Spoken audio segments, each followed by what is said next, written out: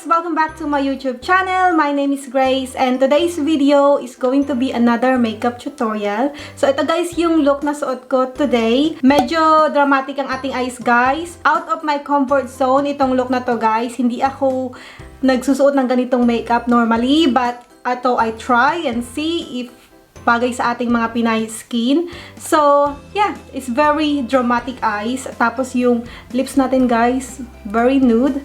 So, anyway, if you wanna see how I created this makeup look, then please keep on watching. Okay, guys, so let's start. Nag-spray na ako ng aking MAC Prep and Prime. Ito yung ginagamit ko para hinahydrate ko yung aking face before ako maglagay ng primer. So, yan. So, for the primer today, I will be using this Revolution Pro Prime and Hydrate primer. So, this is what it looks like, guys. So, always apply primer bago ka maglagay ng foundation para magandang application ng funda mo, best. So, I always spray my MAC Prep and Prime din kasi ayun yung parang kasi hindi ako naglalagay ng moisturizer bago ako naglagay ng makeup. So, yung Prep and Prime, parang ayun yung aking moisturizer. So, parang na-hydrate yung skin ko. It doesn't necessary na MAC Prep and Prime din ang spray mo. Kahit anong spray lang. May badescu, yung ginagamit ko din yun to hydrate my face, ganyan. So, kahit anong spray lang, pwede mong gamitin. Ayan, so nag-set na guys yung primer. Next, maglalagay tayo ng foundation. I will be using this Maybelline 24-hour full coverage foundation. This is in the shade Caramel Beige. So, let's shake a little bit. Always shake your foundation, guys, before you use it. Itong foundation na to, guys, it's full coverage. So, let's start with one pump. And then, I'm going to apply on my face. And then, I'm going to blend it using my damp sponge, always. Always damp sponge ang ginagamit ko. Yung pimple scar ko, guys, hindi pa din nawawala. Tagal niyang mawala, bes. Ayaw niya akong iwan. So, one pump is probably not enough for me, guys. So, gagamit ulit tayo ng isa pang pump mamaya. Kasi hindi niya natakpan yung pimple scar ko. Siguro, pag one pump, hindi full coverage. Parang ganon. So, kailangan talaga 2 pumps or 1.5 pump. Kasi hindi niya natatakpan yung pimple scar ko. Yan. Maganda yung finish niya do. Pero gagamit pa rin ako. Siguro half pump. Ayan. So, gumamit tayo ng 1.5 pump. Dito ko ilalagay. You don't need to put a lot of foundation on your forehead, guys. Konti lang ilagay mo kasi madaling mag-cake yung foundation sa forehead. O, diba? Medyo natakpan na niya ang aking pimple scar. Ganda tong foundation na to. This is one of my favorite foundation from the drugstore. And then, let's blend the foundation to our neck. Ayan. O, diba? Ang ganda ng finish niya, guys. I really like this foundation. Oo na, best. Paulit-ulit ako, diba? I really like this foundation. So, moving on to concealer. I will be using this Revlon Colostay Concealer in the shade Medium Deep. So, this is what it looks like, guys. So, ilalagay ko siya sa aking under eye. Itong concealer na to, guys, maganda siya. Madali siyang i-blend. Pero, I don't think it's a full coverage concealer. Pero, maganda rin yung shade niya. So, meron siyang coverage, but I don't think it's a really full coverage. Yeah, maganda siya, guys. Magandang concealer. Very lightweight, very liquidy. Madali siyang i-blend. So, i-blend ko siya sa aking eyelids. Nakalimutan ko siyang i-blend nung nakaraan sa aking eyelids. So, ayan. Yung tira-tira lang sa sponge yung nilalagay ko sa aking eyelids para hindi mapadami at magmukhang cakey. Okay, so moving on to the powder. I will be using this L'Oreal Infallible Magic Loose Powder. This is the translucent loose setting powder, guys. Kulay blue siya. Ayan. Pero nagamit ko na to, hindi siya blue kapag nilagay mo na siya sa face mo. So, isaset ko lang yung concealer ko, guys, using this powder. Ang ganda ng powder na to, guys. Sobrang namamattify niya kagad yung face mo. I think I'm just gonna use this as well on my face. Sige, gamitin na rin natin to set our face. Like, full face. Ayan. Tingnan nyo, hindi siya nakakadagdag ng kulay, pero it really mattifies your face. It's really good. So, kung sobrang oily ka, ayan, itong powder na to, guys, you will love this one.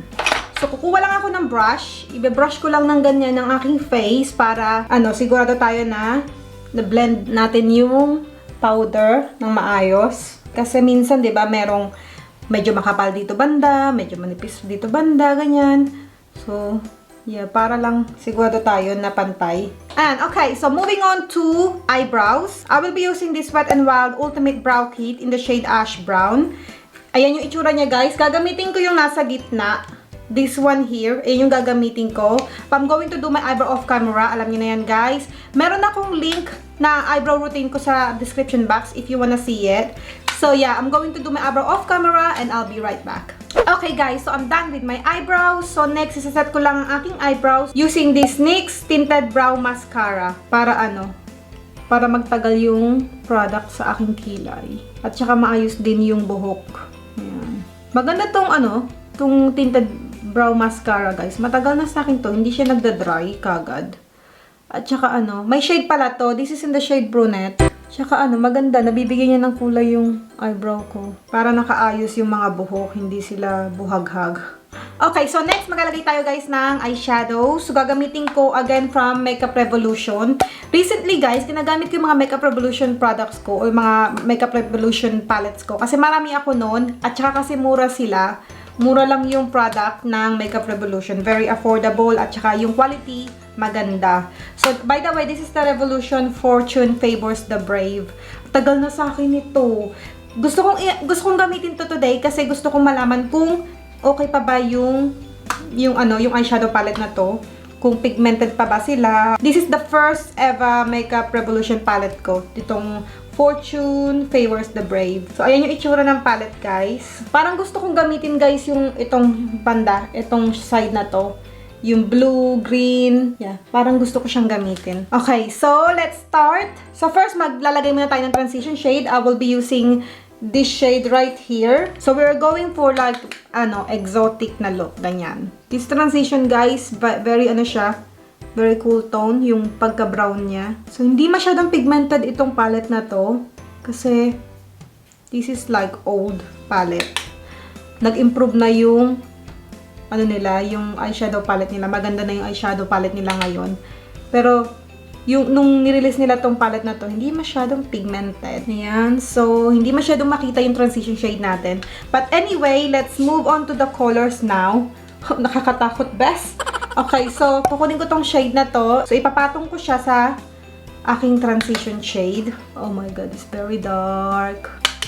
Yan, hindi siya masyadong pigmented. So, you have to build up the color. Hindi ako masyado sa ganitong shade, alam nyo ba? But, you know me.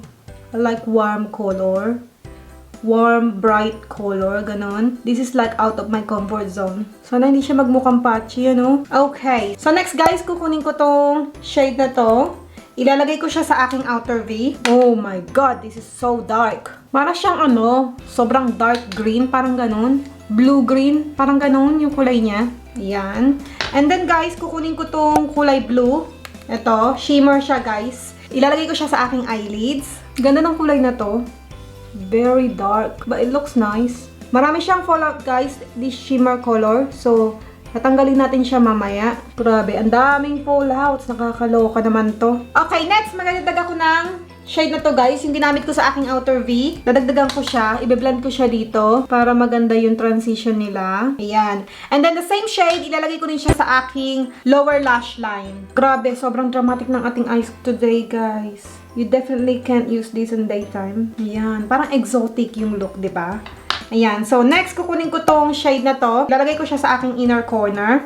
So, ito naman para siyang green. Shimmer. Yeah, para siyang green. Yeah, green nga siya talaga. Dark green. Ayan. Maganda rin yung kulay niya, diba? Okay, so next, maglalagay lang ako ng eyeliner. I will be using this NYX Gel Pencil Liner in the shade brown. This is a Tres Jolie. Yeah, NYX Tres Jolie. Parang kakulay ng ng mata ko yung kuko ko. Diba? Magkakulay sila, best. Grabe, sobrang dramatic ng ating eyes. This is really out of my comfort zone. I don't use this kind of makeup normally. Pero, try natin, diba? Okay, so next, maglalagay lang ako ng mascara. I will be using this L'Oreal False Lash Sculpt Mascara. Kasi hindi naman ako naglalagay ng false lashes. So, mascara lang. Okay, so we are done with the eyes. So, next, maglalagay na tayo ng contour/bronzer. So, I will be using this e.l.f. contour palette. Gagamitin ko yung pinaka-dark na shade. This one here. Panipisin natin yung ating face, guys. Kaya tayo nagko-contour.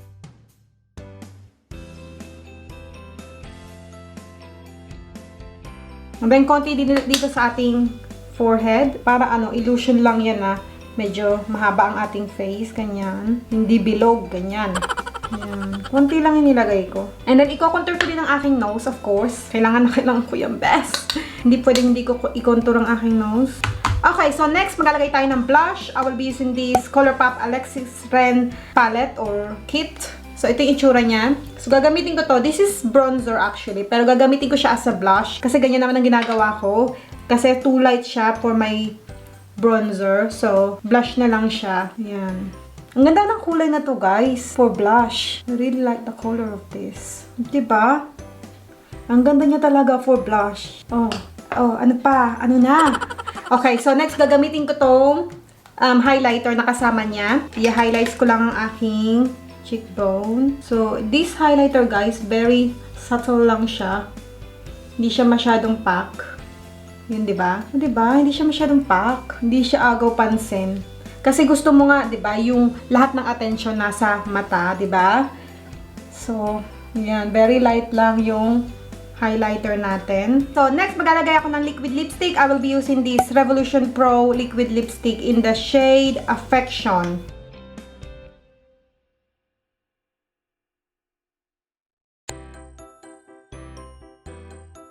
Okay, so next, i-spray ko lang ang aking badescu facial spray para maset ng ating face. Hi guys! I am back. So, this is our final look. So, sana nagustuhan nyo tong look na ginawa natin today. It's very out of my comfort zone, but okay lang naman, diba? Bagay ba? Anyway, thank you guys for watching. All the products that I used today will be in the description box, so you can check that out. And if you haven't subscribed to my channel, just click the subscribe button down below. And I hope to see you again next time. Bye!